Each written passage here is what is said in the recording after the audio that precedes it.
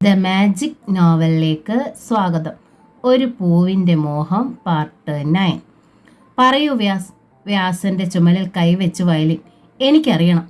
ഒരു നിമിഷം ആലോചിച്ചു വ്യാസൻ. പറയണതാണ് നല്ലതെന്ന് അയാൾക്ക് തോന്നി. അവൾ ഒഴിഞ്ഞു പൊയ്ക്കോളും. ഏറ്റവും പറ്റിയ സന്ദർഭമാണിത്. എനിക്കിത് മുമ്പോട്ട് കൊണ്ടുപോയിക്കൂടാ. താൽക്കാലികമായി ഒരു കുറ്റബോധം വേട്ടയാടി കേൾക്കാം. വയലിലും ഒരു പൊട്ടിത്തെറി ഉണ്ടാവാം. പക്ഷേ തുടർന്നുണ്ടായേക്കാവുന്ന വൈഷമ്യങ്ങൾ ഒഴിവാകും. ക്രമേണ അവൾ മറ്റാരിലെങ്കിലും ആശ്രയം കണ്ടെത്തും. എന്താ വ്യാസ് ഒന്നും മിണ്ടാത്തത്? വയലിൻ ക്ഷമിക്കണം. അവളുടെ മുഖത്ത് നോക്കാതെയാണ് വ്യാസൻ പറഞ്ഞത്. നമ്മൾ പിരിയണതാണ് നല്ലത്. ഇനിയെങ്കിലും അത് പറയാതെ വയ്യ. വയലിൻ്റെ മുഖത്തെ ഞെട്ടലും ക്ഷോഭവും തകർച്ചയും അയാൾ കണ്ടില്ല.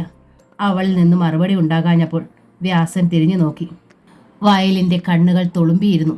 ചായം തേച്ച് പിടിപ്പിച്ച ചുണ്ടുകൾ വിറച്ചിരുന്നു. വ്യാസന് എന്നെ വേണ്ടായതായതുകൊണ്ടാണോ പിരിയാന്ന് തീരുമാനിച്ചത്? അവൾ ചോദിച്ചു. വേണ്ടാതായതുകൊണ്ടല്ല. വ്യാസന്റെ ശബ്ദം പതറി. എൻ്റെ ഇല്ലത്തെ സാഹചര്യവുമായി ഇഴകിപ്പോകാൻ വയലിന് കഴിയില്ല എന്ന് ഞാൻ പറഞ്ഞില്ലല്ലോ. തനിക്ക് വേണ്ടി നെറ്റിയിൽ ചന്ദനക്കുറി വരച്ചിട്ടുള്ളവളാണ് ഞാൻ. അത് കണ്ട് എൻ്റെ പപ്പ എൻ്റെ കർണത്തടിച്ചു. അതുകൊണ്ടുകൂടിയാണ് ഞാൻ പറയണത്. വ്യാസന് ഒരു പിടിവള്ളി കിട്ടി. വയലിൻ സ്വന്തം പപ്പയെ പിണക്കണ്ട. പപ്പയ്ക്ക് താൻ മാത്രമല്ലേ ഉള്ളൂ. ഇതൊക്കെ ഇപ്പോഴാണോ തനിക്ക് ഓർമ്മ വന്നത്? നേരത്തെ ഓർമ്മയുണ്ടായിരുന്നു. പക്ഷേ കാര്യങ്ങൾ ഇത്ര ക്രോണിക്കാവുമെന്ന് ഞാൻ വിചാരിച്ചില്ല. ഞാൻ അഡ്ജസ്റ്റ് ചെയ്യാം വ്യാസ്. എത്ര വേണമെങ്കിലും അഡ്ജസ്റ്റ് ചെയ്യാം. കരയും പോലെയാണ് വയലിൻ പറഞ്ഞത്. വ്യാസൻ വീണ്ടും അവളിൽ നിന്നും മുഖം തിരിച്ചു. ഞാൻ പറയണത് വയലിന് മനസ്സിലാവാഞ്ഞിട്ടാ. എൻ്റെ ഇല്ലത്തുള്ളവർക്ക് നമ്മുടെ ബന്ധം ഇഷ്ടമല്ല. ഈ ബന്ധം ഉപേക്ഷിച്ചില്ലെങ്കിൽ എൻ്റെ അമ്മ ആത്മഹത്യ ചെയ്യും. അച്ഛൻ ഇല്ലം വിട്ടുപോകും. സഹോദരിമാരുടെ ദാമ്പത്യങ്ങൾ പോലും തകരും. അത്ര ആഠ്യത്വമുള്ളവരാണ് കേരളത്തിലെ നമ്പൂതിരി സമുദായത്തിൽപ്പെട്ടവർ. അപ്പോൾ നിങ്ങളുടെ സമുദായത്തിൽ ഇതുവരെ ഇൻ്റർകാസ്റ്റ് മാരേജ് നടന്നിട്ടില്ലേ? വ്യാസന് ഒരു നിമിഷം ഉത്തരം മുട്ടി. എന്നല്ല, അങ്ങനെ സംഭവിച്ചിട്ടുണ്ടെങ്കിൽ അവർക്കെല്ലാം സ്വന്തം കുടുംബത്തെയും ഉപേക്ഷിക്കേണ്ടി വന്നിരിക്കും. ആകട്ടെ വ്യാസൻ, എനിക്ക് വേണ്ടി കുടുംബത്തെ ഉപേക്ഷിക്കാമോ? എൻ്റെ പപ്പയെ ഞാൻ ഉപേക്ഷിക്കാം. എന്താ? വ്യാസനിൽ ഞെട്ടലുണ്ടായി. മുഖത്ത് അല്പം രോഷവും. രാവും പകലും മദ്യപിച്ച് വെളിവില്ലാതെ കഴിയുന്ന തൻ്റെ പപ്പയെ പോലല്ല എൻ്റെ അച്ഛനും അമ്മയും കൂടപ്പിറപ്പുകളും. എനിക്ക് അവരെ ഉപേക്ഷിക്കാൻ കഴിയില്ല. അപ്പോൾ എന്നെ ഉപേക്ഷിക്കാൻ വ്യാസന് പറ്റുമോ? രണ്ടും തമ്മിൽ താരതമ്യം ചെയ്യുമ്പോൾ ബാക്കി പറയാൻ വ്യാസൻ ഒന്നും മടിച്ചു. വയലിൻ പക്ഷേ അത് പൂർത്തിയാക്കി. എന്നെ ഉപേക്ഷിക്കണതാവും എളുപ്പം, ഇല്ലേ? ഒരിക്കൽ കൂടി വ്യാസൻ വയലിനെ നോക്കി. എന്നിട്ട് വല്ലാത്ത വിമ്മിട്ടത്തോടെ പറഞ്ഞു, അതെ. വയലിൻ്റെ ചുണ്ടിൽ ഒരു പരിഹാസ ചിരി തെളിഞ്ഞു. ഞാൻ പക്ഷേ അനുവദിക്കില്ല വ്യാസ്. ഷാട്ടയും പിടിക്കുകയല്ല ഞാൻ. എനിക്ക് ഈ ഭൂമിയിൽ താൻ മാത്രമേ ഉള്ളൂ. എൻ്റെ പപ്പയെക്കുറിച്ച് തനിക്ക് അറിയാമല്ലോ. എനിക്ക് ജീവിക്കാൻ, എനിക്ക് സ്നേഹിക്കാൻ താൻ മാത്രമേ ഉള്ളൂ. അതുകൊണ്ട് യാതൊരു സാഹചര്യത്തിലും ഞാൻ തന്നെ വിട്ടു പോവില്ല. വ്യാസൻ ശരിക്കും തളർന്നു പോയി. പുലിവാലിൽ പിടിച്ച അവസ്ഥ. പിടിവിട്ടാൽ പുലി ഉപദ്രവിക്കും. പുലിയുടെ വാലിൽ തൂങ്ങി ഈ ഒരു ജന്മം തുലയ്ക്കാനും വയ്യ. വ്യാസ് വിഷമിക്കേണ്ട, വയലിൻ പറഞ്ഞു. ഉടനടി എന്നെ മാരി ചെയ്യണമെന്നൊന്നും ഞാൻ നിർബന്ധിക്കില്ല. നമ്മൾ രണ്ടുപേർക്കും സ്വന്തം കാലിൽ നിൽക്കാറായ ശേഷം ഒരു മാരേജിന് ടൈം ആയെന്ന് തോന്നുമ്പോൾ മതി. അതുവരെ ഞാൻ വെയിറ്റ് ചെയ്തോളാം. താൻ മറ്റാരുടേതും ആവാതിരുന്നാൽ മതി. എനിക്ക് മുമ്പേ തനിക്കും അഫയേഴ്സ് ഉണ്ടായിരുന്നല്ലോ. വ്യാസനൊരു പഴുത് കിട്ടി. അതൊക്കെ വെറും പാസീവ് ഫ്രണ്ട്ഷിപ്പ് ആയിരുന്നെന്ന് ഞാൻ പറഞ്ഞിട്ടുണ്ടല്ലോ. അതെല്ലാം ഞാൻ കട്ട് ചെയ്യുകയും ചെയ്തു. എനിക്കിപ്പോൾ താൻ മാത്രമേ ഉള്ളൂ വ്യാസ്. പക്ഷേ എനിക്ക് ഇല്ലത്ത് കുറേ ആലോചനകൾ വരുന്നുണ്ട്. വ്യാസൻ മുഖം കുനിച്ചു. അത് പറ്റില്ലെന്ന് പറയടോ. അങ്ങനെ പറയാൻ പറ്റില്ല വയലിൻ. എങ്കിൽ തനിക്ക് എന്നെ കൊന്നു കളയേണ്ടി വരും. ഷുവർ. വയലിൻ വെട്ടിത്തിരിഞ്ഞു. കൈനറ്റിക് ഹോണ്ടയിൽ കയറി അവൾ പറന്നു. എന്ത് ചെയ്യണമെന്നറിയാത്ത അവസ്ഥയിലായി വ്യാസൻ. അയാൾ അരുണുമായി സംസാരിച്ചു. ഞാൻ പറഞ്ഞിരുന്നില്ലേ? അരുൺ ചോദിച്ചു. നോ പറയേണ്ടടുത്ത് നോ പറയാൻ ഒരു സെക്കൻഡ് പോലും വൈകാൻ പാടില്ലെന്നു. ഞാൻ നോ പറഞ്ഞു കഴിഞ്ഞു അരുൺ. അവൾ പക്ഷേ അഡ്മിറ്റ് ചെയ്യണില്ല. അരുൺ ഒരു നിമിഷം ആലോചിച്ചു. എന്നിട്ട് പറഞ്ഞു, ഏതായാലും പറ്റില്ലെന്ന് താൻ പറഞ്ഞല്ലോ. അത് നന്നായി. അവളെപ്പോലുള്ള ഒരുത്തിയിൽ നിന്നുണ്ടാകുന്ന ആദ്യ പ്രതികരണം ഇതുതന്നെയായിരിക്കും. സാരമില്ല. ഇനി അവൾ എന്തു പറഞ്ഞാലും എന്ത് ചെയ്താലും മൈൻഡ് ചെയ്യാതിരിക്കുക. ശക്തിയിൽ അവോയ്ഡ് ചെയ്യുക. അതേ വഴിയുള്ളൂ. ക്രമേണ എല്ലാം ശരിയാകും. ആത്മഹത്യ ചെയ്യൊന്നുമില്ല അവൾ. താൻ നോക്കി നിൽക്കുമ്പോൾ മറ്റൊരുത്തൻ്റെ കൈ പിടിച്ച് നടന്നു പോകും. അത്രയേ ഉള്ളൂ. ഏതായാലും വ്യാസൻ കുറച്ചു ദിവസം ഇല്ലത്തിയെന്ന് നിൽക്ക്. തനിക്കും അവൾക്കും അത് നല്ലതാണ്. ആ രാത്രി തന്നെ വേദവ്യാസൻ പൂന്താനത്തെത്തി. കത്ത് കിട്ടിയ നിമിഷം തന്നെ പുറപ്പെട്ടോ? സാവിത്രി കുസൃതിയിൽ ചിരിച്ചു. കള്ളൻ, കറുത്തേടത്തെ വെളുത്ത പെൺകിടാവിനെ അത്ര പിടിച്ചൂന്ന് സാരം. അങ്ങനെയൊന്നുമില്ല. വ്യാസൻ മുഖം തിരിച്ചു. അമ്മ പറഞ്ഞത് കേട്ടില്ലാന്ന് വരണ്ടാന്ന് വെച്ച് മാത്രം വന്നതാ. അമ്മ പറയണത് കേട്ടോണ്ട് നിനക്കൊരു ദോഷവും വരില്ല വ്യാസ. നിന്റെ നല്ലതിനെ അമ്മ എന്തും പറയും. ആരോരും ഇല്ലാത്ത താമരയുടെ സ്ഥിതി ഇപ്പം എന്തായി? ദേവകന്യകയുടെ തരത്തിലല്ലേ അവളുടെ ജീവിതം. കറുത്തയിടത്ത് കാല് കുത്തിയതിൻ്റെ പുണ്യ. അതിലും എത്രയോ മുകളിലായിരിക്കും നിന്റെ സ്ഥാനം. നങ്ങേമേട്ടത്തിക്ക് 5 മക്കളിൽ ഏറെ പ്രിയം സോമയോടാ. അതോ കുഞ്ഞൂട്ടനോടോ? കുഞ്ഞൂട്ടനോടുള്ള പ്രിയം വേളിയോടെ തീർന്നിരിക്കും. ആൺമക്കളുടെ വേളി കഴിഞ്ഞാൽ അമ്മമാർക്ക് അങ്ങനെയാ. പിന്നെ പെൺകിടാങ്ങളെയാ നമ്പി നിൽക്കും. അമ്മ അങ്ങനെ ആയിരിക്കുമോ? വ്യാസൻ ചിരിച്ചു. അമ്മയ്ക്ക് ഇവിടെ വേറെ ആരുണ്ട്? എൻ്റെ പെൺകിടാങ്ങൾ നമ്പൂതിരിമാരുടെ ഇല്ലങ്ങളല്ലേ. ആര് പറഞ്ഞു? ഉത്തരയുണ്ടല്ലോ ഇവിടെ. അതെത്ര നാളാ? അവളുടെ നമ്പൂതിരി വന്ന് വിളിച്ചാ പോവില്ലേ? എൻ്റെ പട്ടി പോവും. അപ്പുറത്തെ അറയുടെ വാതിക്കൽ നിന്ന് ഉത്തര പറഞ്ഞു. സാവിത്രിയും വ്യാസനും വല്ലാതെയായി. കറുത്തയിടത്ത് ബന്ധം കൂടിയ കണ്ണല്ലാത്തതെല്ലാം പൊന്നാക്കി തരുമെന്ന അമ്മയുടെ വിചാരം. ഉത്തര തുടർന്നു. എനിക്ക് ടൗണിൽ എന്തേലും ഒരു പണി തരപ്പെടുത്തി തരണമെന്ന് താമരയോട് ഞാൻ പറഞ്ഞിരുന്നതാ. എന്നിട്ടോ നാളെ എത്രയായി? ഇപ്പോ താമര കുഞ്ഞൂട്ടനോട് പറഞ്ഞിട്ടുണ്ടാവില്ലേടി? സാവിത്രി പറഞ്ഞു. അവൾ ഏതാ വിത്ത്? താമര പറയാത്തതോ കുഞ്ഞൂട്ടേട്ട കേൾക്കാത്തതാണോന്ന് ആർക്കറിയാം. ആട്ടെ, നിനക്കെന്തിനാ ഇപ്പോൾ ടൗണിൽ ജോലി? വ്യാസൻ ഉത്തരയെ നോക്കി. എനിക്കും ജീവിക്കണ്ടേ ഏട്ടേ? ഉത്തര തിരക്കി. നിന്റെ ജീവിതത്തിന് എന്താ ഇപ്പം തകരാറ്? ഞാൻ ഇനി ഉണ്ണേട്ടയുടെ ഇല്ലത്തേക്കില്ല. മുഖം വീർപ്പിച്ചുകൊണ്ടാണ് ഉത്തര പറഞ്ഞത്. വ്യാസൻ എഴുന്നേറ്റു. ഉത്തരയുടെ അരികിലേക്ക് അയാൾ ചെന്നു. നോക്ക്, പഴയ കുട്ടിക്കളിയൊക്കെ അവസാനിപ്പിക്കണം മോളെ. നീ ഒരു മുതിർന്ന സ്ത്രീ ആയിരിക്കണം. നിനക്ക് സ്വന്തം ഒരു കുടുംബമായി. ഇനിയെങ്കിലും ചാബല്യങ്ങൾ ഒഴിവാക്കണം. എൻ്റേത് ചാബല്യാണെന്ന് വ്യാസേട്ട പറഞ്ഞാൽ നോക്കിക്കോ, ഞാൻ എൻ്റെ ജീവൻ എടുക്കും. ഈ ഇല്ലത്തെ അവസ്ഥകളൊന്നും പറഞ്ഞാൽ ആർക്കും മനസ്സിലാവില്ല. അനുഭവിച്ചാലേ ദണ്ണം ഉണ്ടാവും. വ്യാസൻ അത്ഭുതത്തിൽ സാവിത്രിയെ നോക്കി. അവൾ പറയണതിലും കാര്യമുണ്ട് വ്യാസ. ഉണ്ണിയുടെ തരമൊക്കെ അത്തരത്തിലാ. എന്ന് വെച്ച് ഇനിയിപ്പോൾ എന്താ ചെയ്യുക? വ്യാസൻ അസഹ്യതയായി. പെൺകൊട നടത്താൻ കയറ് പൊട്ടിച്ചത് അമ്മ തന്നെയല്ലേ? അതിനും കാരണം ഉണ്ടായിരുന്നേ. ഒന്നും കാണാതെ താത്രിക്കുട്ടി ഒന്നും ചെയ്യില്ലടാ. അപ്പോ ഒക്കെ ഇവളുടെ കുറ്റം തന്നെയാ. അടിക്കാനായി വ്യാസൻ കൈ ഓങ്ങി. പിന്നെ വേണ്ടെന്ന് വെച്ചു. മനഃപൂർവ്വം മനസ്സിനെ അടക്കി. എന്നിട്ട് പറഞ്ഞു. സ്വിച്ച് അമർത്തിയാൽ വിളക്ക് തെളിയണ വേഗത്തിൽ ആർക്കും പണിയുണ്ടാക്കി തരാൻ കഴിയില്ല ഉത്തരേ. അതിനുള്ള യോഗ്യതകളും നിനക്കില്ലാലോ. ഞാനും ശ്രമിക്കാം. അല്പ സാവകാശം തരിക. വ്യാസൻ ഒന്ന് കറുത്തയിടത്ത് ചെന്ന് കയറട്ടെടി. അതോടെ നമ്മുടെ കുടുംബം രക്ഷപ്പെടും. സാവിത്രിയും സമാധാനിപ്പിച്ചു. അതിൽ യാതൊരു വിശ്വാസവുമില്ലാത്ത മട്ടിൽ മുഖം ഒന്ന് ചുളിച്ചിട്ട് ഉത്തര വാതിക്കൽ നിന്ന് അപ്രത്യക്ഷമായി. ജയന്തൻ നമ്പൂതിരി സപ്താഹത്തിന് പോയിരിക്കുകയായിരുന്നു. അമ്മ എഴുതിയതുപോലെ ഞാൻ വന്നു. വേദവ്യാസൻ സാവിത്രിയോട് പറഞ്ഞു. ഇനിയിപ്പോൾ എന്താ ചടങ്ങ്? അവിടെ ചെന്ന് സോമയെ കാണണം. നാളെ തന്നെ പറ്റുവെച്ചാൽ അത്രയും നന്ന്. ചേമഞ്ചേരി അറിയിച്ചാൽ അയാൾ കറുത്തയിടത്ത് വിവരം വിട്ടോളൂ. സോമയെ ഞാൻ കണ്ടതാണല്ലോ അമ്മേ. കുഞ്ഞൂട്ടൻ്റെ ഇല്ലം കാണാൻ പോയ കൂട്ടത്തിൽ കണ്ടതല്ലേ അത്? അതുപോലെയല്ലോ ഇത്. ഇതൊരു ചടങ്ങല്ലേ. സോമയ്ക്കായി അവർ എന്ത് തരുമെന്ന് തിരക്കണമല്ലോ. നീ ഒരു ഡോക്ടറാ. അത്രയും വിലയുള്ള ആരുണ്ട് കറുത്തയിടത്ത്? അപ്പോൾ 5ൽ മുന്തിയ ഭാഗം കിട്ടണം നിനക്ക്. ഞാൻ ചോദിക്കില്ല. വ്യാസൻ മുഖം തിരിച്ചു. അതൊക്കെ ഏഫ്യത്തരവാ. അതും ഇന്നത്തെ കാലത്ത്. താമരയുടെ കാര്യത്തിൽ അവരെടുത്ത നിലപാട് നമുക്കറിയാലോ. താമര അനാഥയായിരുന്നു. കുഞ്ഞൂട്ടൻ ഇളക്കക്കാരനും. അതുപോലെയാണോ നിങ്ങളുടെ കാര്യം? സാവിത്രിക്ക് ഈർഷ്യ വന്നു. അതോ ആ പെൺകിടാവിനെ കണ്ട് നീ മതിമറന്നോ? ആരെ കണ്ടും മതിമറക്കണ തരമല്ല ഞാനെന്ന് അമ്മയ്ക്കറിയാലോ. ചോദിക്കാതെ തന്നെ നമ്മൾ ആഗ്രഹിക്കണതിലപ്പുറം അവർ തരും. പിന്നെ എന്തിനാ നാണക്കേടുണ്ടാക്കുന്നത്? നമ്മൾ അല്പത്തരം കാട്ടിയാൽ അതിൻ്റെ പേരിൽ അവർ ഈ ആലോചന വേണ്ടാന്ന് വെച്ചാലോ? ആഠ്യന്മാരാ അവർ. കുഞ്ഞൂട്ടൻ്റെ ഏട്ടനും ഓപ്പോൾക്കും ഒന്നും നമ്മുടെ ആലോചന പിടിക്കണമെന്നുമില്ല. അത് ശരിയാണെന്ന് സാവിത്രിക്കും തോന്നി. ഏതായാലും നമ്മൾ ഇനി അമാന്തിക്കാൻ പാടില്ല. നാളെ തന്നെ കറുത്തയിടത്തിന് പോയാലോ എന്നാ എനിക്ക്. നാളെയോ മറ്റന്നാളോ ആവാം. വ്യാസൻ പറഞ്ഞു. തിടുക്കം കൂട്ടണമെന്നില്ല. ഒരാഴ്ച ഏതായാലും ഞാനിവിടെ ഉണ്ടാകും. അത് സാവിത്രിക്ക് അത്ഭുതമായി.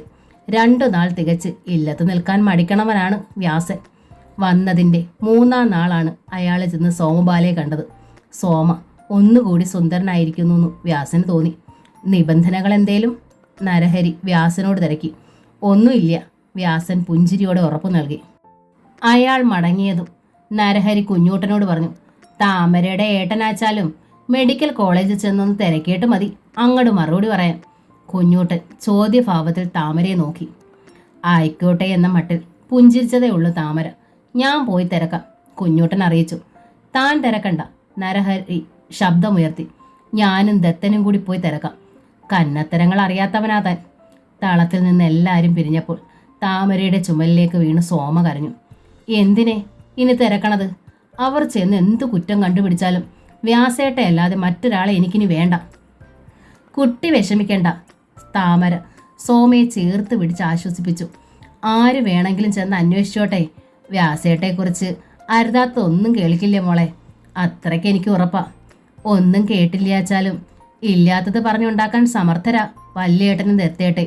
ദത്തേട്ടയ്ക്കാണെങ്കിൽ കുട്ടിത്തം മാറാത്ത ആ ഇട്ടിവാസുവിൻ്റെ തലയിൽ എന്നെ കെട്ടിവെക്കണമെന്നേ ഉള്ളൂ. സോമ കരഞ്ഞു. അങ്ങനെയൊന്നും സംഭവിക്കില്ല മോളെ, സോമയുടെ കണ്ണുനീർ തുടച്ചു കൊടുത്തു താമര. താമരേട്ടത്തിയല്ലേ പറയണത്? മോളുടെ പക്ഷത്ത് കുഞ്ഞൂട്ടേട്ട ഉണ്ടാവുമല്ലോ, പിന്നെ ദൈവവും. സോമയ്ക്ക് എന്നിട്ടും ആശ്വാസമായില്ല. ഒരുപാട് മോഹിക്കുന്നത് കൊണ്ടാണ് ആ മോഹം നടക്കുമോ എന്ന സംശയം. ആ മോഹത്തിന് വിലങ്ങിടാൻ ചുറ്റും കുറേ ആളുകളും. 4 റേത്ത് ആണുങ്ങൾക്ക് അത്താഴം വിളമ്പിക്കൊണ്ടിരുന്ന സമയത്ത് സോമയെ ഉണ്ണിമായ വിളിച്ചു സ്വന്തം മുറിയിലേക്ക് കൊണ്ടുപോയി. സോമ, നീ ആ താമര പറയണതെല്ലാം അതേപടി വിഴുങ്ങരുത് കേട്ടോ. നിന്നോടുള്ള സ്നേഹം കൊണ്ടാ ഏട്ടത്തി പറയണത്. നമ്മളൊരു രക്തമാണ്. അവൾക്ക് ആ ചിന്ത വേണ്ട. അവളുടെയും അമ്മാമ്മയുടെയും ആ ഇല്ലത്തെയും തുണയ്ക്കണമെന്നേ ഉള്ളൂ അവൾക്ക്. ഏട്ടത്തി പറയണത് എനിക്ക് മനസ്സിലാവണില്ല. സോമബാല ചോദ്യഭാവത്തിൽ ഉണ്ണിമായെ നോക്കി. പൂന്താനത്ത് നിന്ന് വന്ന ആ ഡോക്ടർ ഉണ്ടല്ലോ, ഉണ്ണിമായ പറഞ്ഞു. കാഴ്ചയ്ക്ക് സുന്ദരൻ തന്നെയാ. ഇന്നത്തെ പെൺകുട്ടികളെ ഭ്രമിപ്പിക്കാൻ പോകുന്ന പരിഷ്കാരവും ഉണ്ട്. ഒക്കെ ശരിയാ, പക്ഷേ അയാളുടെ സ്വഭാവം അത്ര ശരിയാണെന്ന് എനിക്കങ്ങോട്ട് തോന്നണില്ല. എനിക്ക് മാത്രമല്ല, ലതയ്ക്കും അങ്ങനെ തോന്നി. പക്ഷേ എൻ്റെ അത്ര സ്വാതന്ത്ര്യമില്ലല്ലോ ലതയ്ക്ക് നിന്റെ അടുത്തത് പറയാൻ. സ്വഭാവം ശരിയല്ലെന്ന് എങ്ങനെയാ ഏട്ടത്തി മനസ്സിലാക്കിയത്? അതിപ്പോ ഒരു കാര്യം ഉറപ്പല്ലേ, അവരുടെ ആർത്തി. കറുത്തേടത്തെ സ്വത്ത് മോഹിച്ചേട്ടനുള്ള വരവാണേ. താമര എന്തിനാ കുഞ്ഞൂട്ടനെ വേട്ടത്? അതും സ്വത്തിനോടുള്ള ആർത്തി തന്നെ. എനിക്കങ്ങനെ തോന്നണില്ല. പൂന്താനത്ത് നിന്ന് കൊണ്ടുവന്ന മലരുണ്ട വേണ്ടുവോളം അകത്താക്കിയിട്ടുണ്ടല്ലോ നീ. അപ്പോൾ മറിച്ച് തോന്നില്ല. കാരണം അവിടുന്ന് കൊണ്ടുവന്ന ഉപ്പുമാങ്ങയിൽ വരെ കൂടോത്രമുണ്ട്. എല്ലാറ്റിനും അവളെ അങ്ങ് മയക്കി എടുത്തേക്കുമല്ലേ. എനിക്ക് കേൾക്കണ്ട ഈ വിഡ്ഢിത്തോന്നും. സോമ മുഖം ചുളിച്ചു. ഇപ്പോ കേൾക്കണ്ടെന്ന് തോന്നും. ഒരീസം നീ പശ്ചാത്തപിക്കുക ചെയ്യും. ഏട്ടത്തി പറഞ്ഞതെല്ലാം നല്ലതിനായിരുന്നു. എൻ്റെ നല്ലതിനായാണോ ഏട്ടത്തി ഇട്ടിവാസുവിൻ്റെ ആലോചന കൊണ്ടുവന്നത്? സോമ ചോദിച്ചു. അല്ലാതെ പിന്നെന്തിനാ? ഉണ്ണിമായ കണ്ണു മിഴിച്ചു. ഇട്ടിവാസു നിന്നെ വേട്ടാൽ ദത്തേട്ടൻ്റെ ഇല്ലത്തുള്ള സ്വത്തുക്കൾ മുഴുവൻ ഇങ്ങടല്ലേ പോരുക.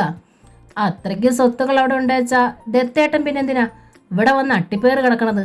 ഉണ്ണിമായയ്ക്ക് വല്ലാത്ത ശുണ്ടി വന്നു.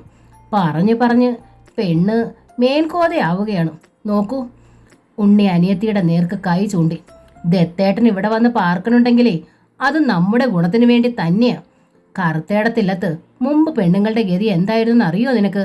പെൺകൊട കഴിച്ചയച്ചാൽ സ്വന്തം ഇല്ലത്ത് പിന്നെ സ്ഥാനമേ ഇല്ല. കൊടുത്തയക്കണതോ ഒരു തക്കയോ ഓട്ടുവളയോ മാത്രം. യാത്ര പോകാൻ ഒരു മഞ്ചലും കൊടുക്കും. തീർന്നു പെണ്ണുങ്ങളുടെ അവകാശം. നമ്മുടെ അച്ഛൻ്റെ സഹോദരിമാരുടെ ഗതിയും ഇതുതന്നെയായിരുന്നു. എനിക്ക് ആ ഗതി വരാതിരുന്നത് എന്താ? ദത്തേട്ടനുണ്ടായിരുന്നത് കൊണ്ട്. കോടതിയിൽ പോണില്ലെങ്കിലും സകല ലോ പോയിന്റ്സും അരച്ച് കലക്കി കുടിച്ച വക്കീല അദ്ദേഹമെന്നറിയാലോ. എനിക്കിത് കേട്ടു മടുത്തു. സോമ വെട്ടിത്തിരിഞ്ഞ് പുറത്തേക്ക് നടന്നു. നീ നന്നാവില്ലടി, ഉണ്ണി പിന്നിൽ നിന്ന് ശപിച്ചു. നന്നാവണ്ട, സോമ പിറുവിറുത്തു. ഉണ്ണിയേട്ടത്തിയുടെ ഈ ദത്തേട്ടനെ അവൾക്ക് അത്ര വെറുപ്പായിരുന്നു.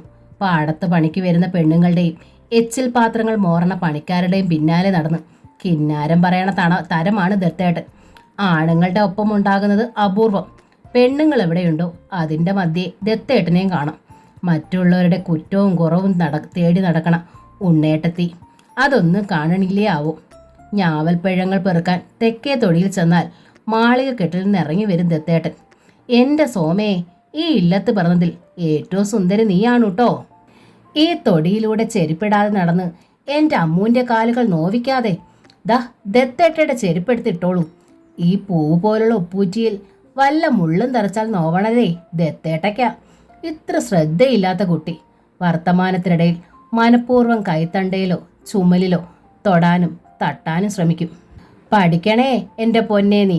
ഈ ഇല്ലത്തിൻ്റെ കെട്ടുകൾക്കുള്ളിലെ മുഷിഞ്ഞ വായുവായി കഴിയരുത് നീ. എങ്ങനെ ഒരു ജോലി തരപ്പെടുത്തണം, അതിന് നല്ല മാർക്ക് സ്കോർ ചെയ്യണം. സംശയങ്ങൾ വല്ലതുമുണ്ടെങ്കിൽ തെക്കേ മാളിക അറയിലേക്ക് വന്നോളൂ നീ. ദത്തേട്ടനുണ്ടാവില്ലേ മോളെ അവിടെ? നിന്റെ ഏട്ടത്തിയായ കുറുമ്പിപ്പാറു കാണരുതെന്ന് മാത്രം. ഞാൻ മറ്റൊരു പെണ്ണിനെ നോക്കണത് പോലും ആ ജന്തുവിന് സംശയ.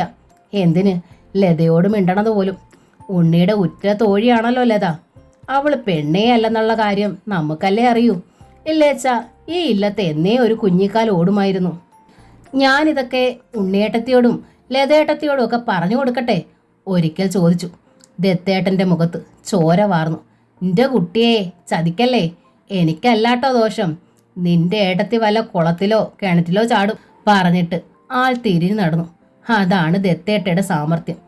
അത്താഴം കഴിഞ്ഞ് തെക്കിനിയിൽ പതിവ് സഭ കൂടിയപ്പോഴും വിഷയം പൂന്താനത്തെ വേദവ്യാസൻ ഡോക്ടറായിരുന്നു. നാളെ തന്നെ നമുക്ക് പോയി അന്വേഷിച്ചാലോ ദത്ത? നരഹരി ചോദിച്ചു. നമ്മൾ അമാന്തം കാട്ടിയതിൻ്റെ പേരിൽ സോമയ്ക്കൊരു ഡോക്ടർ നമ്പൂതിരി നഷ്ടം വാങ്ങണ്ട. ഡോക്ടർമാർ നമ്മുടെ സമുദായത്തിൽ അത്ര കുറവാണോ ഹരിയേട്ടാ? ദത്തൻ ചോദിച്ചു. ഞാൻ കൊണ്ടുവരാം ഒരു 10 എണ്ണം. സോമയ്ക്ക് ചേരണതാവണ്ടേ? ഹരിയുടെ ശങ്ക. അവൾക്ക് ഇഷ്ടപ്പെടണം, അവളെ ഇഷ്ടപ്പെടണം. പിന്നെ ജാതകം. ഇതിപ്പോൾ ഏതാണ്ടെല്ലാം മധ്യത്തിൽ നിൽക്കുന്നുണ്ട്. മധ്യമത്തിലല്ല, ഉത്തമത്തിൽ തന്നെയാ, നങ്ങേമ്മ വിളിച്ചു പറഞ്ഞു. ഇനിയിപ്പോൾ ഇതെങ്ങനെ ഉഴപ്പിത്തല്ലാൻ ഞാൻ സമ്മതിക്കില്ല. എവിടെങ്കിലും ചെന്ന് വ്യാസന്റെ സ്വഭാവവും പെരുമാറ്റവും തിരക്കേണ്ട കാര്യമുണ്ടെന്നും എനിക്ക് തോന്നണില്ല. ദത്തന്റെ കാര്യത്തിൽ നമ്മൾ അങ്ങനെ തിരക്കി അലഞ്ഞില്ലാലോ. അത് 2 ഇല്ലവും തമ്മിൽ അത്ര അടുപ്പമായിരുന്നത് കൊണ്ട്, ദത്തൻ പറഞ്ഞു.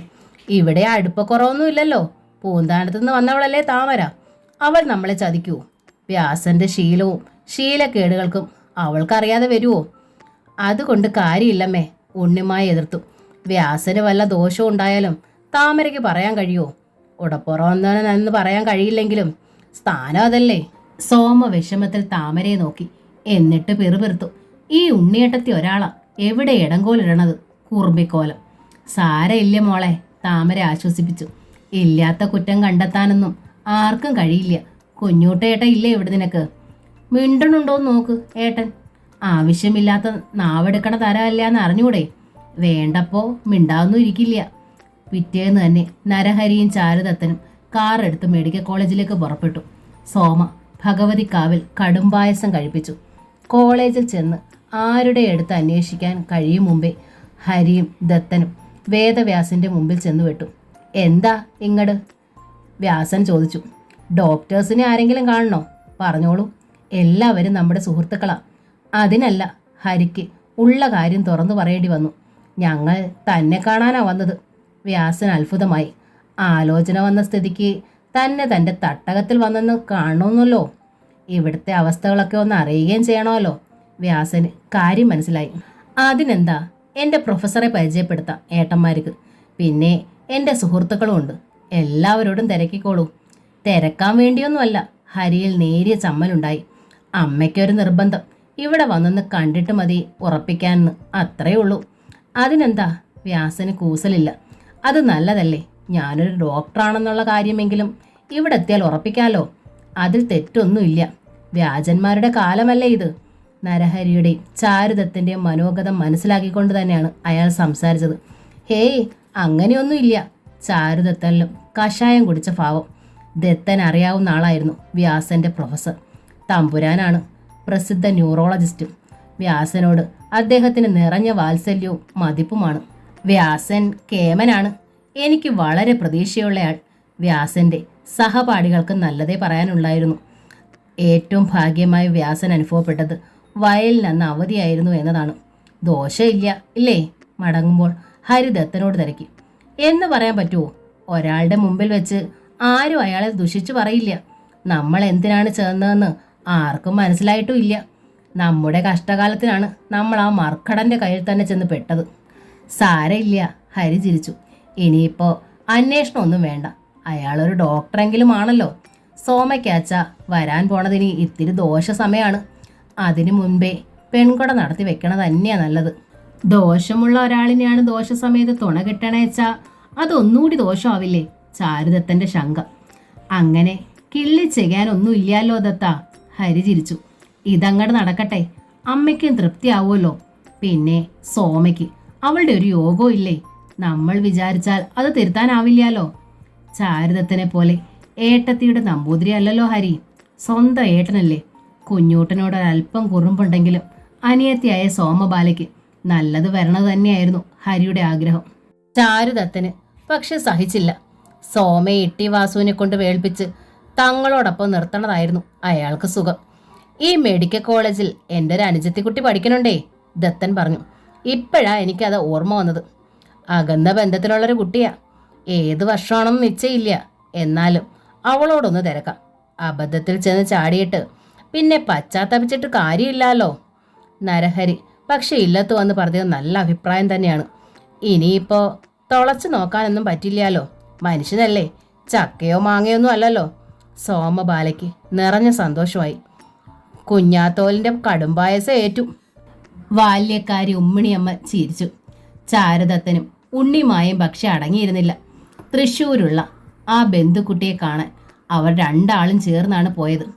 ആ കുട്ടിയിൽ നിന്നും വല്ലതും കിട്ടിയാൽ അവളെ തന്നെ കറുത്തേടത്ത് കൊണ്ടുവന്ന് എല്ലാം പറയിക്കാമെന്നായിരുന്നു വിചാരം. നിർമ്മല എന്ന ആ കുട്ടിക്ക് വേദവ്യാസനെ നന്നായി അറിയാം.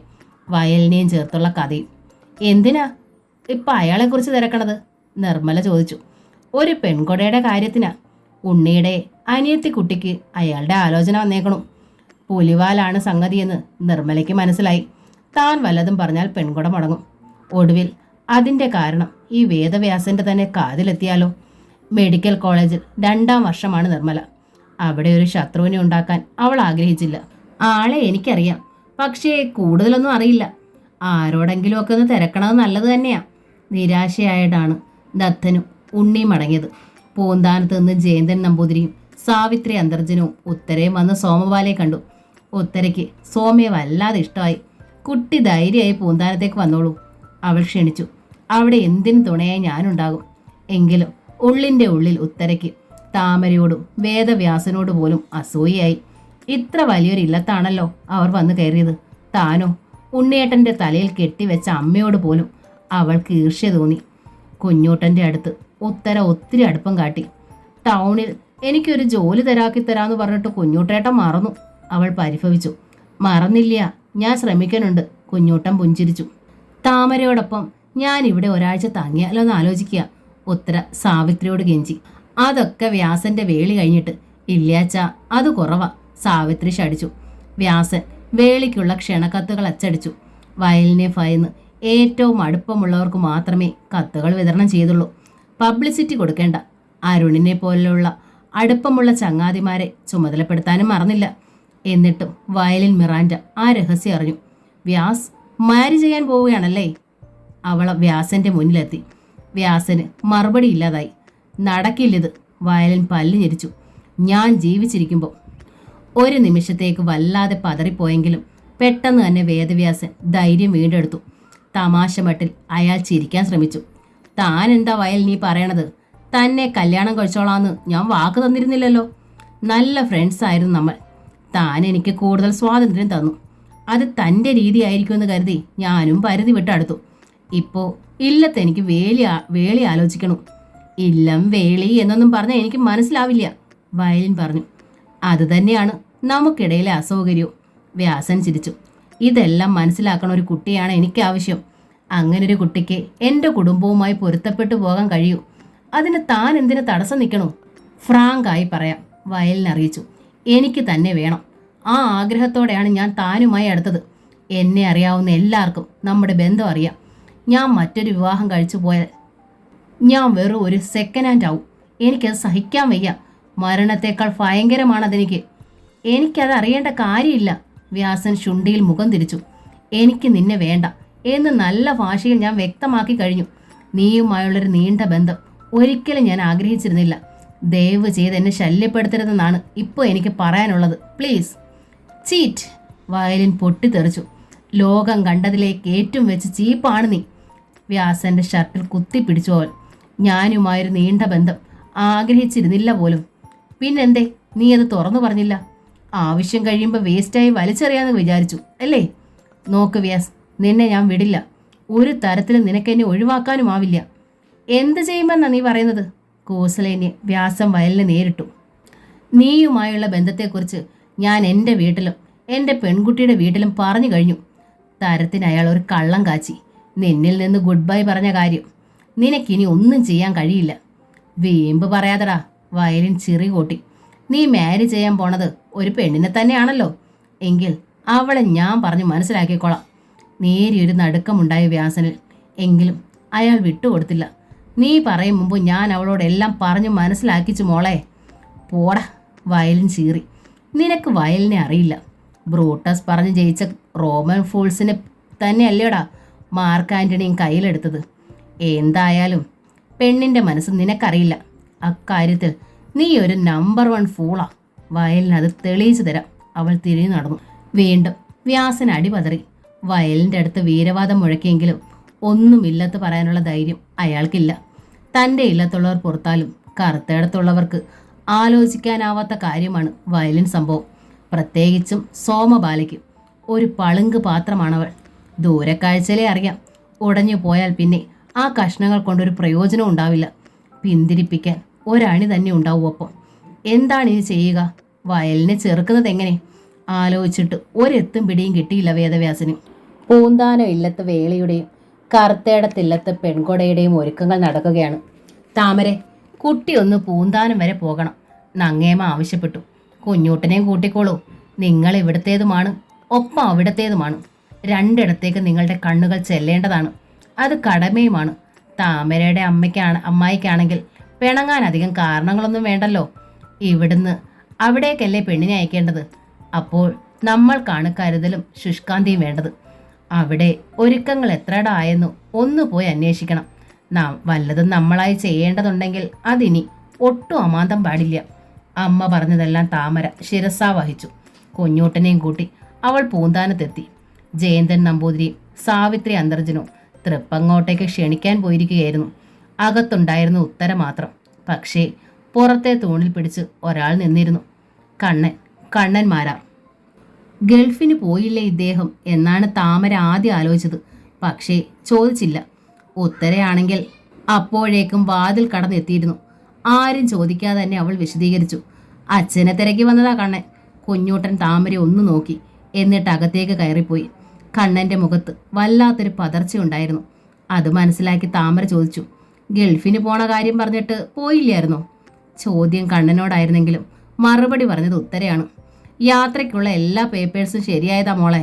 പക്ഷേ അവർ പറഞ്ഞ സമയത്ത് പണം കൊടുക്കാൻ കണ്ണന് കഴിഞ്ഞില്ല. ഈ ഒരാവശ്യം മനസ്സിൽ കണ്ടോണ്ടാ എനിക്ക് എന്തെങ്കിലും ഒരു ജോലി ശരിയാക്കി തരണമെന്ന് കുഞ്ഞൂട്ടേട്ടയോട് ആവശ്യപ്പെട്ടത്. ഒരു ജോലി ഉണ്ടെങ്കിൽ ബ്ലേഡിൽ നിന്നെങ്കിലും എടുക്കാമല്ലോ. ഏതായാലും ആ പ്രതീക്ഷ പൊളിഞ്ഞു. ഇനി കുഞ്ഞൂട്ടേട്ടൻ കനിഞ്ഞ് കണ്ണൻ എവിടെങ്കിലും ഒരു പണി തരാക്കി കൊടുത്താലും മതി. താമര ഞങ്ങൾക്ക് അങ്ങനെ ഒരു ഉപകാരം ചെയ്യുമെങ്കിൽ.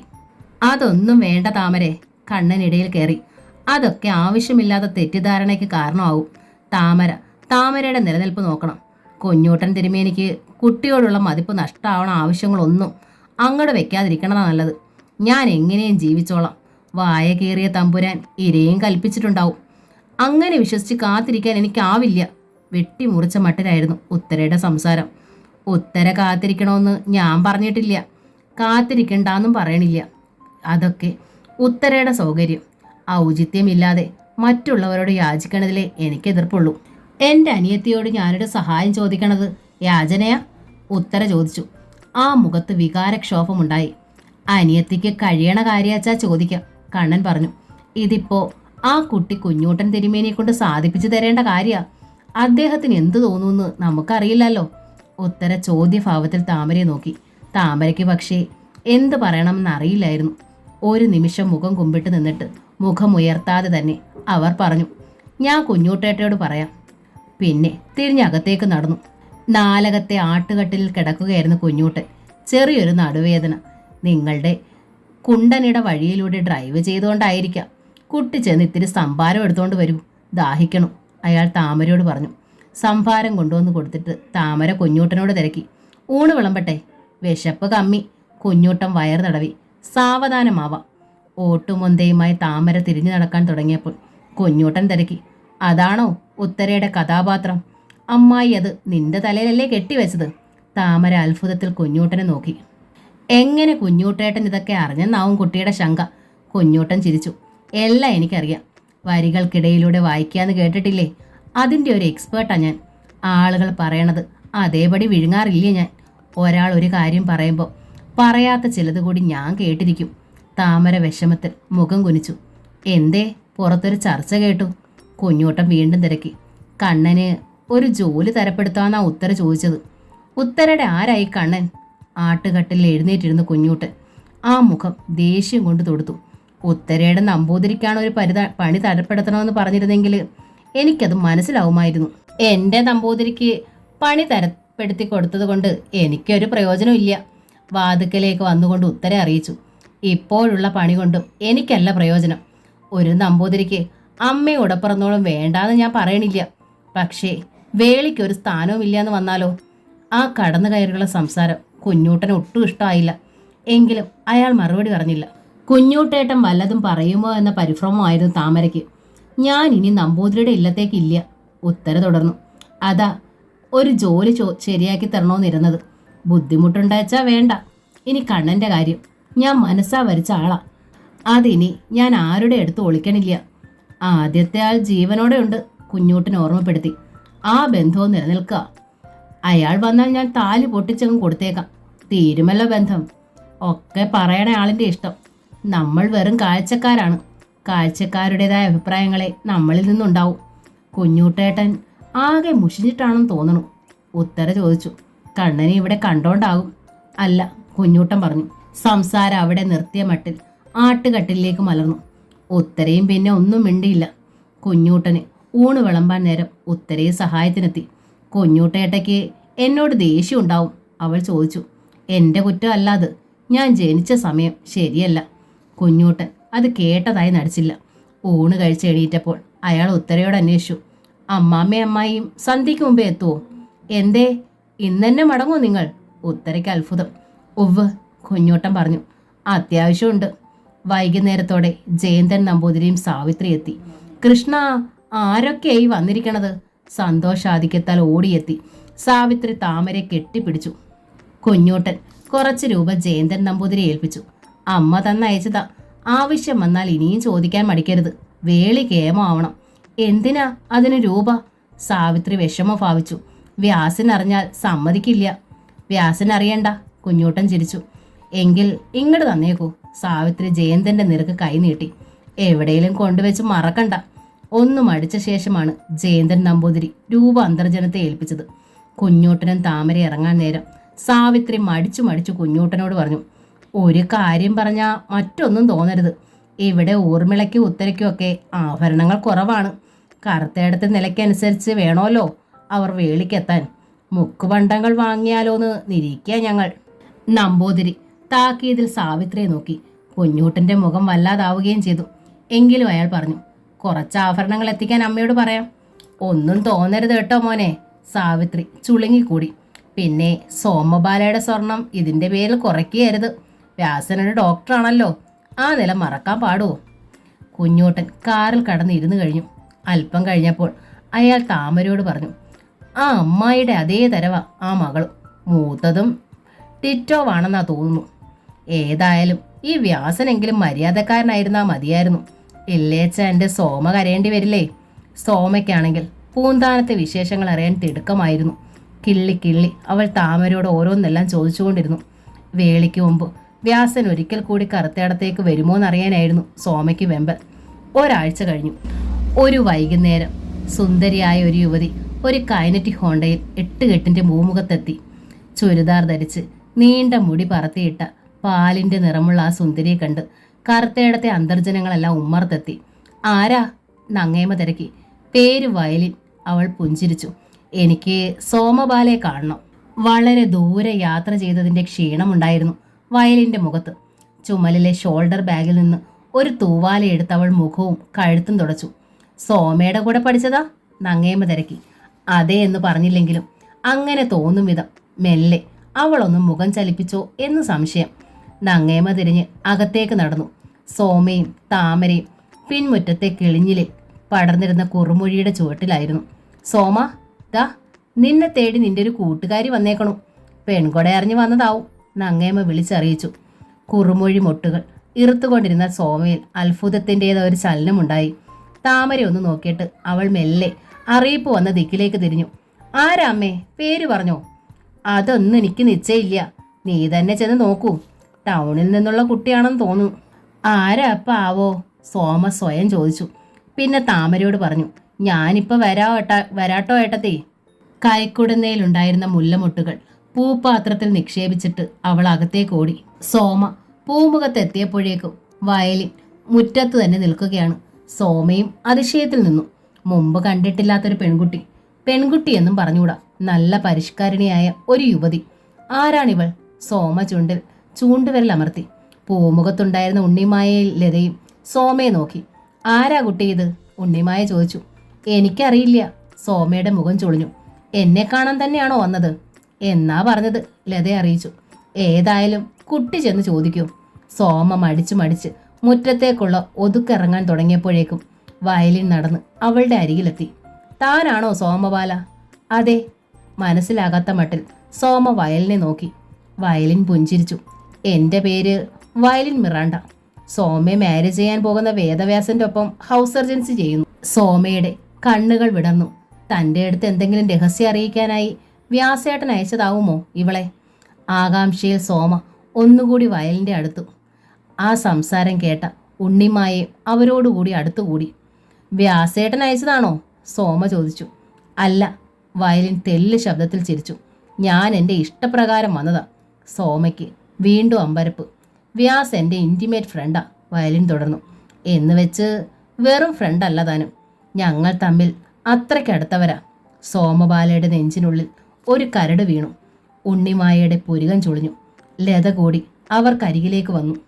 എന്നെ മാരേജ് ചെയ്തോളാന്നൊന്നും വ്യാസ് വാക്ക് തന്നിരുന്നില്ല. എങ്കിലും ഇത്രയധികം അടുത്തപ്പോൾ ഞാനത് പ്രതീക്ഷിച്ചു. ഞങ്ങൾ ഒന്നിച്ച് എവിടെല്ലാം പോയി, എവിടെല്ലാം താമസിച്ചു. എനിക്കിനി മറ്റൊരു വിവാഹം പറ്റില്ലാതായി. അപ്പോഴാണ് വ്യാസ് കുട്ടിയെ വിവാഹം ചെയ്യാൻ തീരുമാനിച്ചത്. ലത നെഞ്ചിൽ കൈ ചേർത്തുപോയി. ഉണ്ണിമായ തലയിൽ കൈ തല്ലി. സോമബാലയ്ക്ക് പക്ഷേ ചലിക്കാനായില്ല. ബോധം നഷ്ടപ്പെട്ടതുപോലെ അവൾക്ക് തോന്നി. അപ്പോഴേക്കും നങ്ങേമ്മ അവിടേക്കെത്തി. ഇല്ലത്തിൻ്റെ പിൻമുറ്റത്ത് കുറുമൊഴി മുട്ടുകൾ ശേഖരിക്കായിരുന്ന താമര മാത്രം ഒന്നും അറിഞ്ഞില്ല. വ്യാസ് പക്ഷേ എന്നെ തള്ളി പറഞ്ഞേക്കും, വയലിൻ പറഞ്ഞു. എങ്കിലും ഞാൻ വിട്ടുകൊടുക്കാൻ തീരുമാനിച്ചിട്ടില്ല. ജീവനോടുണ്ടെങ്കിൽ ഞാൻ മറ്റൊരു വിവാഹത്തിന് വ്യാസിനെ അനുവദിക്കില്ല. എൻ്റെ വാക്ക് അവഗണിച്ച് കുട്ടി ആ വിവാഹത്തിന് സമ്മതിച്ചാൽ അവൾ പല്ല് ഞെരിച്ചു. പിന്നെ എന്ത് സംഭവിച്ചാലും അതിന് കുട്ടി കൂടി ഉത്തരവാദിയാ. സോമ പെട്ടെന്ന് പൊട്ടിക്കരഞ്ഞു. എൻ്റെ ഈശ്വര, എന്തൊക്കെയാണ് ഞാൻ ഈ കേൾക്കുന്നത്? നങ്ങേമ്മ മറ്റുള്ളവരെ നോക്കി. അങ്ങനെ ചോദിച്ചാൽ ഞങ്ങളിപ്പോൾ എന്താ പറയുക? സന്ദർഭം ശരിക്കും പ്രയോജനപ്പെടുത്താൻ തീരുമാനിച്ചു ഉണ്ണിമായ. ഒക്കെ അമ്മയുടെ ഇഷ്ടപ്രകാരം തീരുമാനിച്ചതല്ലേ? ഞങ്ങൾ ആദ്യം മുതലേ എതിരല്ലായിരുന്നോ? എല്ലാറ്റിനും പ്രേരണ നൽകി കൂട്ടുനിന്ന ആൾ ഒന്നും അറിയാത്ത പോലെ പിൻമുറ്റത്ത് നിന്ന് കുറുമൊഴി പൊട്ടിക്കണുണ്ട്, ലത പറഞ്ഞു.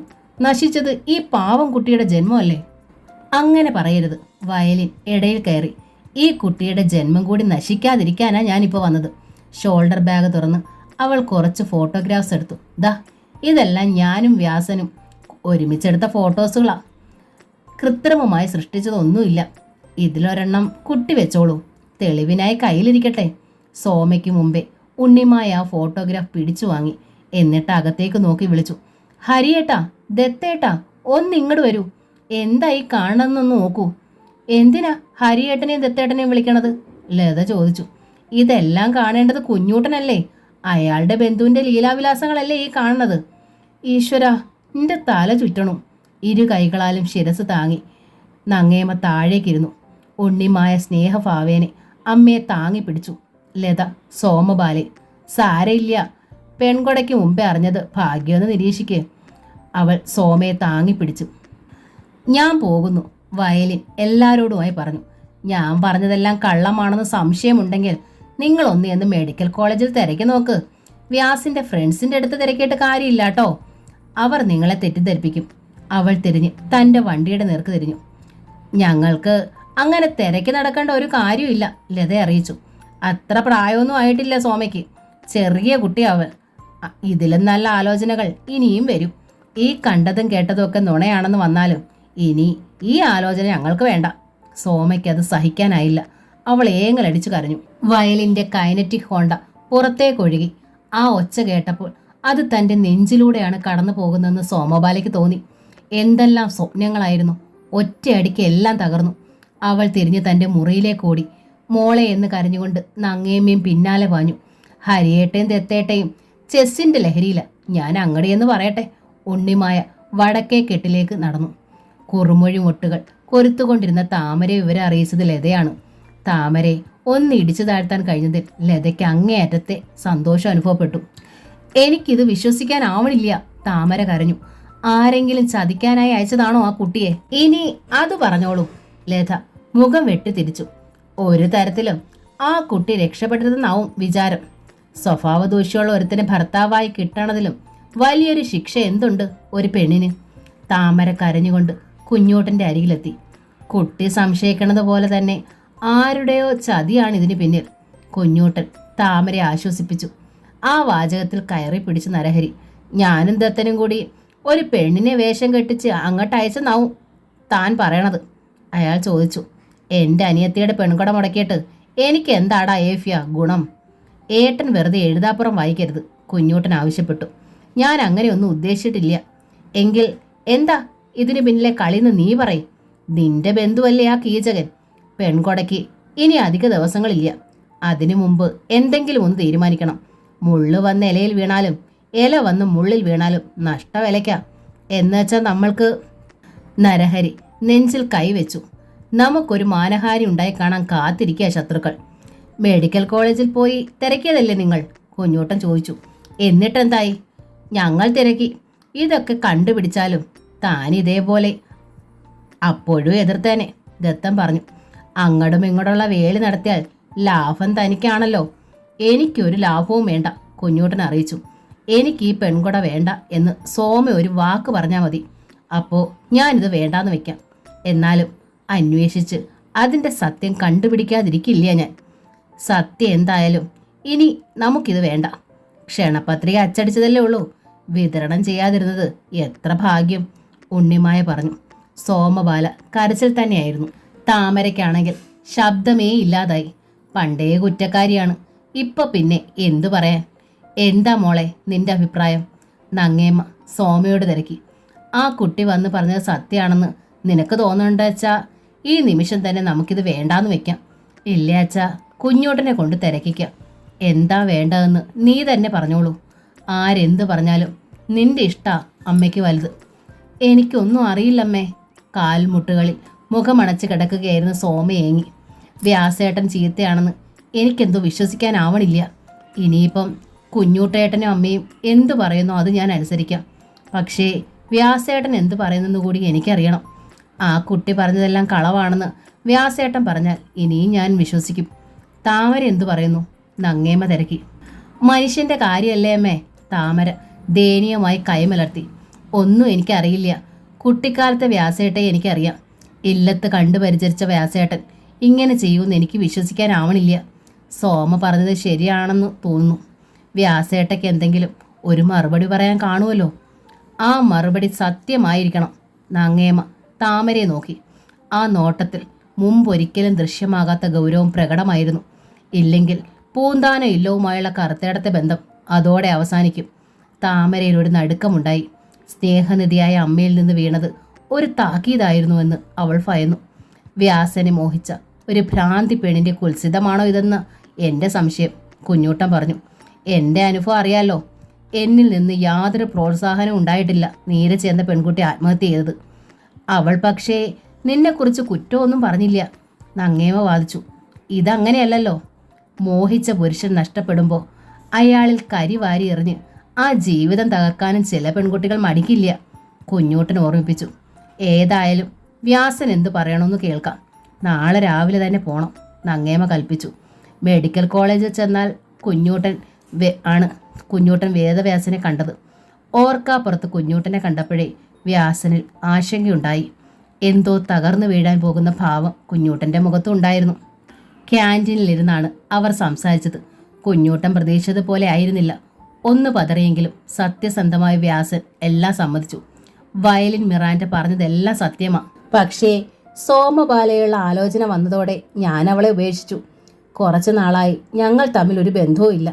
അതിൻ്റെ പക തീർത്തതവൾ. കുഞ്ഞൂട്ടൻ മറുപടിയൊന്നും പറഞ്ഞില്ല. വിവാഹത്തിന് മുമ്പ് മറ്റൊരു പെണ്ണുമായും ബന്ധമുണ്ടായിട്ടില്ലാത്ത ഒരാളെയാണ് സോമ ആഗ്രഹിക്കുന്നതെങ്കിൽ ഞാൻ അയോഗ്യനാ. പക്ഷേ ഇനി ഒരിക്കലും എൻ്റെ ജീവിതത്തിൽ മറ്റൊരു പെണ്ണുണ്ടാവില്ല. അത്രയും ഞാൻ വാക്ക് തരാം. ആ വാക്ക് പാലിക്കാനാവുമെന്നും എനിക്ക് ഉറപ്പുണ്ട്. അതിനും കുഞ്ഞൂട്ടൻ മറുപടി പറഞ്ഞില്ല. കഴിഞ്ഞതിൽ എനിക്ക് വിഷമമുണ്ട്. അതൊന്നും തുറന്നു പറയേണ്ട കാര്യമല്ലെന്ന് തോന്നിയതിനാലാ ഞാനത് ഒളിച്ചു വെച്ചത്. വ്യാസൻ തുടർന്നു. ഒന്നുകൂടി, എനിക്ക് വേണമെങ്കിൽ ഈ സത്യം ഒളിക്കാമായിരുന്നു. ഇന്നത്തെ കാലത്ത് ഒരു പെണ്ണിൻ്റെ ഒപ്പം ഒരു ഫോട്ടോയിൽ പ്രത്യക്ഷപ്പെട്ടത് കൊണ്ട് അവളുമായി അരുതാത്ത ബന്ധമൊന്നും ഉണ്ടാവണമെന്നില്ലല്ലോ. അത് താങ്കൾക്കും അറിയാം. എന്നിട്ടും ഞാനല്ല ഏറ്റു പറഞ്ഞല്ലോ. ഇനി നിങ്ങൾ തീരുമാനിക്കുക. ഞാനല്ല തീരുമാനിക്കേണ്ടത്, കുഞ്ഞോട്ടൻ അറിയിച്ചു. സോമബാലയാ, നിങ്ങൾ പറഞ്ഞതെല്ലാം അതേപടി ഞാൻ അവളെ അറിയിക്കുന്നുണ്ട്. നിങ്ങളെ അവൾക്ക് പ്രാണനായിരുന്നു. അവൾ കരയേണ്ടി വരുന്നതെന്ന് മാത്രമേ എനിക്കുള്ളൂ. അയാൾ എഴുന്നേറ്റു. എല്ലാം കേട്ട ശേഷം സോമ അല്പനേരം നിശബ്ദമായിരുന്നു. പിന്നെ പറഞ്ഞു, എനിക്ക് പെൺകൊടയെ വേണ്ട ഏട്ടാ. അങ്ങനെ പറയരുത്. വ്യാസനെ വേണ്ടെങ്കിൽ വേണ്ട. അതിലും യോഗ്യനായവനെ നിനക്ക് ഞാൻ കൊണ്ടുവരും. വേണ്ട ഏട്ടാ, ഇനി പെൺകൊടയുടെ കാര്യമേ എന്നോട് പറയരുത്. അകത്തേക്ക് ഓടാനൊരുങ്ങിയ സോമയെ താമര പിടിച്ചു നിർത്തി. ഇങ്ങനെ നിരാശപ്പെടരുത് മോളെ. ആശിച്ചത് കൊണ്ടല്ലേ നിരാശയുണ്ടായത്? താമരയുടെ കൈ തട്ടിത്തെറിപ്പിച്ചുകൊണ്ടാണ് സോമ ചോദിച്ചത്. ആശിപ്പിച്ചത് കൊണ്ടും. ഇനിയും എന്നെ ആശിപ്പിക്കണ്ട, എല്ലാം മതിയായി. അവൾ അകത്തേക്ക് ഓടി. ഒരു പൂവിൻ്റെ മോഹം എന്ന നോവലിൻ്റെ ഈ ഭാഗം ഇവിടെ പൂർണ്ണമാവുകയാണ്. ഈ നോവൽ നിങ്ങൾക്ക് ഇഷ്ടമായെങ്കിൽ ലൈക്ക് ചെയ്ത്, ഷെയർ ചെയ്ത്, സബ്സ്ക്രൈബ് ചെയ്യണേ. താങ്ക്